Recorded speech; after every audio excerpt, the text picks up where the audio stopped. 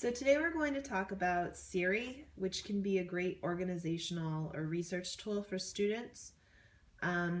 Siri is not available on older devices, so you'll need an iPhone 4S or later, an third generation iPad or later, an iPad mini, or a fifth generation iPad Touch. So let's talk about how to set up Siri. So to set up Siri, you're going to go into Settings. You'll go to General. And when you click on General, Siri is one of the options there. Tap that. Right now, Siri is set to be on. You can see the green part of the toggle showing, or the button showing. If you tap it, you have the option to turn off Siri. If you tap it again, Siri will turn on. So you can click Enable Siri.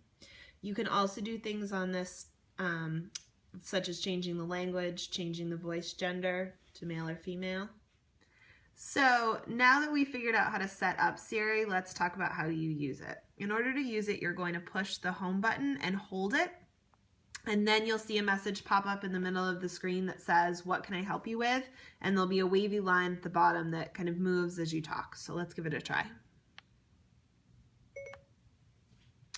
Siri, what can you do? So if you ask her this question, you'll see a list pop up that has all of the things that you're able to use Siri with. So you can have Siri send a message, you can launch FaceTime, you can open apps, you can post to Facebook or Twitter, you can have her give you directions. But today we're going to talk about a few features that are probably very useful to students. So the first feature that we're going to talk about today is setting reminders. This can be really useful for students who have organizational difficulties. It can remind them at a specific time to bring things. It can remind them if you're using it on a phone that has GPS available when they're arriving at or leaving a location. So let's try that. Siri, can you remind me to bring poster board to school tomorrow at 7 a.m.? Here's your reminder for tomorrow at 7 a.m. Shall I create it? Yes. Okay, I'll remind you. So now Siri has set this reminder, and at 7 a.m. tomorrow, a little alert will pop up that says, "Bring poster board to school tomorrow," so that before your child leaves, they know that they need to grab poster board.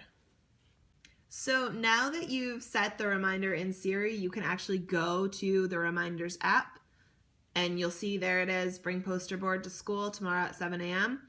And if you finished it, once they've completed the task, they can actually just tap it. It's now checked off, and it will no longer remind them. So the next feature that we're going to talk about is another one that's useful for organization, which is adding calendar events. So your child can kind of put upcoming papers, homework that's due long term, so they can kind of see that float out in calendar, but they can use Siri to do that. So Siri, add history paper due February 9th to my calendar. Okay, what time is the appointment? 8. Okay, I set up your appointment for next Monday. Shall I schedule it? Can you change it to 8 a.m.? Okay, I'll make that change to your event. Shall I schedule it? Yes.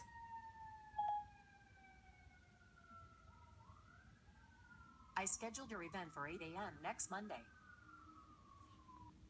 So now, if we go home, we can go into our calendar, and there's the history paper that's due on February 9th. You can also add other events to this, and it'll fill up your calendar. You should note that while Siri is pretty good at recognizing natural language, she isn't actually understanding what you're saying. She's looking for keywords. So depending on how you phrase your request, it may pop up differently than what you want. If that's the case, just hit cancel and try it again. So another thing Siri can be useful for is searching for things via voice. This is great for students who might have difficulty with spelling. So instead of having to actually go in, Google search something that they might not know how to spell, they can have Siri do it for them. Siri, can you do a Google search for Albert Einstein? Searching Google for Albert Einstein. So now Siri actually pulls up the Google search for Albert Einstein, and you can click on any of the pages to get additional information about him. You can also do something similar where Siri will actually just pull up the Wikipedia page for a person. Siri, who was Rosa Parks? Here's some information. So now she'll pull up the Rosa Parks Wikipedia page so you can get some basic information on her. So Siri can also help you with things like basic conversions. Siri, how many feet are in a mile? Looking.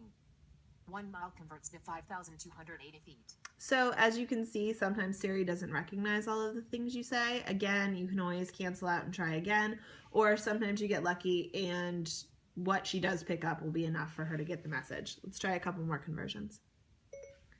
How many teaspoons are in a tablespoon? Let me think about that. 1 tablespoon converts to 3 teaspoons. How many minutes are in a day? Checking my sources.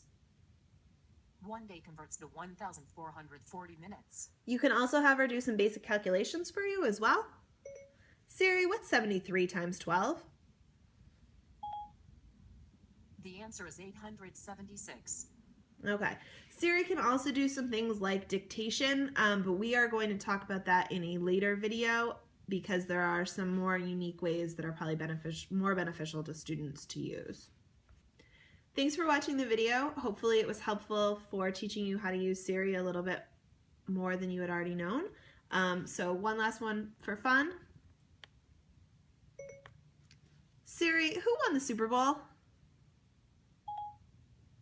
The Patriots narrowly defeated the Seahawks in the Super Bowl by a score of 28-24 yesterday. Go Pats!